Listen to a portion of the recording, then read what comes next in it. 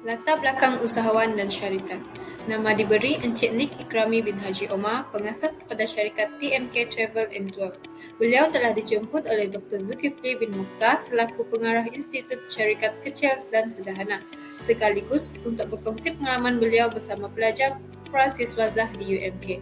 Tajuk ceramah industri ini adalah berkaitan strategi syarikat kecil dan sederhana untuk meroka peluang baru.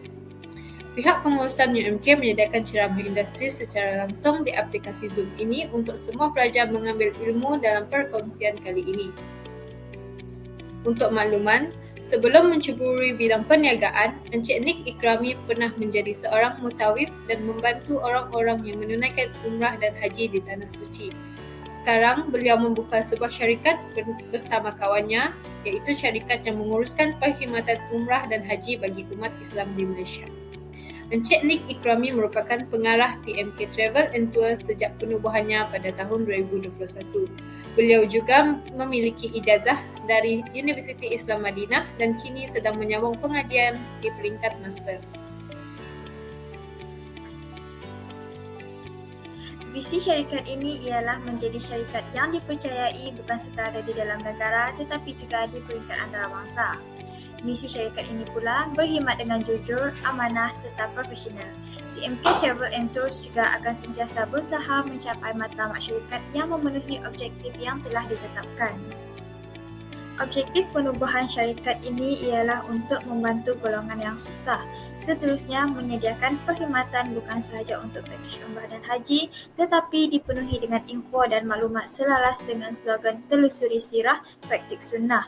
Seterusnya, mendedahkan masyarakat tentang sejarah-sejarah di Mekah dan Madinah, menyediakan penginapan yang selesa dan terbaik, mempersiapkan perjalanan yang lancar tanpa sebarang masalah dan gangguan. Seterusnya, menyediakan pengurusan yang cekap, memberikan harga yang berpatutan, memberi pengisian yang berilmiah, menyediakan perkhidmatan yang profesional dan fleksibel untuk pelanggan, dan akhir sekali ialah menyediakan alternatif yang pelbagai untuk menyelesaikan masalah pelanggan. Travel and Tours menggunakan strategi yang menarik iaitu dengan membahagikan skop kerja mengikut suku tahunan iaitu dengan membuat roadmap untuk setahun yang terdiri daripada visi, misi dan objektif. Dalam jangka masa setahun juga beliau mengecilkan skop roadmap kepada 4 sukuan dan dibahagi kepada beberapa bulan. Strategi yang seterusnya ialah TMK Travel and Tours juga memberi tumpuan kepada semua golongan untuk menggunakan agensi ini. Daripada slogan yang digunakan iaitu Umrah Jelajah Sirah, syarikat ini memberi tumpuan kepada golongan yang ingin menunaikan umrah dan ingin menghayati perjalanan umrah. TMK Travel and Tours juga membuat kursus secara percuma pada setiap 2 minggu. Strategi yang dicadangkan kepada penciptaan kekayaan syarikat ini dengan justifikasi yang pertama membuat promosi pakej. Hal ini dengan melihat kepada tahap promosi harga mengikut pakej dan harga syarikat lain bagi menarik perhatian pelanggan. Dalam membuat promosi pakej ini juga syarikat tidak perlu melakukan promosi setiap bulan kerana perlu melihat keadaan ekonomi semasa syarikat dan peruntukan kerajaan.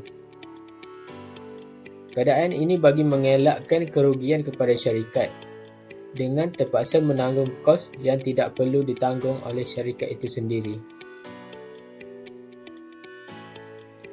Seterusnya, strategi yang boleh dicadangkan kepada syarikat ini ialah melakukan kolaborasi dengan pihak tabung haji bagi menambahkan kuota tahunan jemaah ke Tanah Suci.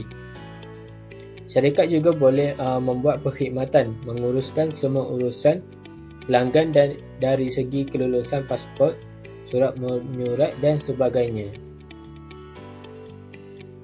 Hal ini akan menjadikan jemaah lebih tertarik untuk menggunakan perkhidmatan syarikat ini kerana setiap urusan tidak perlu diuruskan sendiri berbanding dengan syarikat lain yang memerlukan jemaah itu sendiri untuk menguruskan hal-hal surat menyurat. Seterusnya, antara cadangan strategi yang boleh digunakan oleh syarikat TMK Travel and Tours untuk meningkatkan lagi keuntungan syarikat mereka adalah dengan memperbanyakkan aktiviti-aktiviti berkaitan dengan badan bukan kerajaan ataupun ianya dipanggil sebagai NGO Antara kegiatan yang boleh dilakukan contohnya dengan memberi bantuan kepada orang-orang yang memerlukan dari segi fizikal. Perkara ini bukan sahaja dapat meringankan beban golongan yang memerlukan, tetapi juga sebagai satu bantuan khidmat masyarakat yang menunjukkan bahawa syarikat TMK Travel and Tours ini adalah salah satu penyumbang utama kepada golongan yang memerlukan. Di samping dapat meningkatkan imej syarikat mereka supaya lebih dikenali ramai sama ada di dalam ataupun di luar negara.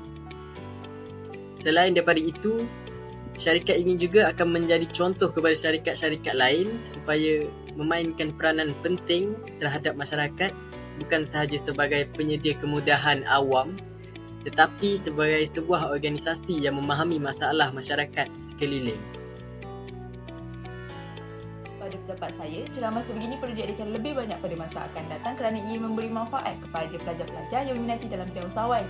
Hasil dari ceramah yang saya sertai ini, saya mendapati bahawa untuk membangunkan sebuah perniagaan yang baru memerlukan strategi yang sangat-sangat teliti.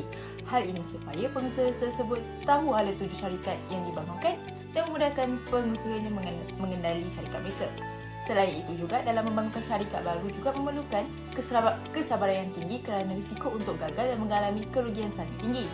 Tambahan pula, usaha dalam membangunkan syarikat juga memerlukan perancangan dalam masa jangka yang pendek dan panjang untuk membangunkan perniagaan. Hal ini supaya jika mengalami kerugian atau ancaman, pengusaha dapat mengawal kesalahan